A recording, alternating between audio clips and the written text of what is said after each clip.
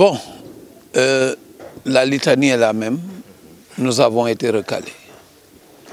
Nous attendons d'avoir le procès-verbal pour avoir plus ample commentaire.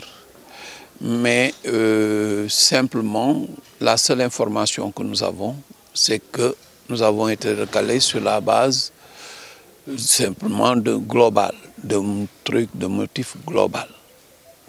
Donc sur cette base, nous ne pouvons pas aujourd'hui nous prononcer.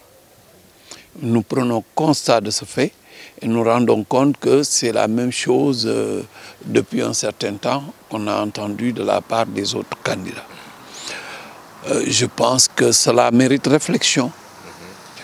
Et je pense que aussi le parrainage ne devrait pas être simplement ce moyen de sélection par un régime en place des candidats qui doivent lui faire face, mais devrait plutôt être un moyen de permettre aux citoyens de se prononcer sur les candidats qu'ils considèrent présidentiables.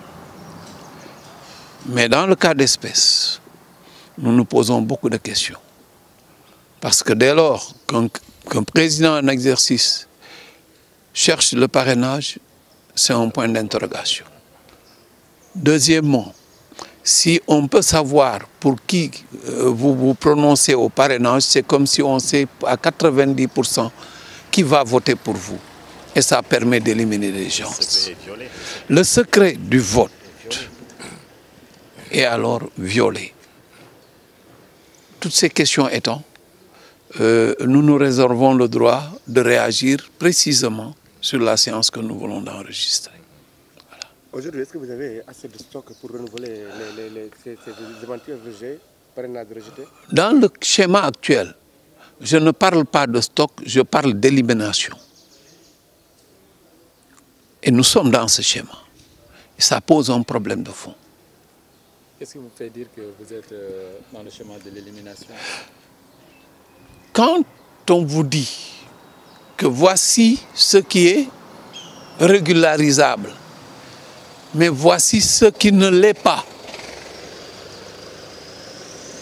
par rapport au stock que vous avez déposé, vous êtes éliminé. Il faut le comprendre très clairement. En termes de chiffres, permettez-moi de réserver la primeur à mon leader. Mais simplement, mon commentaire au chaud, c'est celui que je viens de vous donner.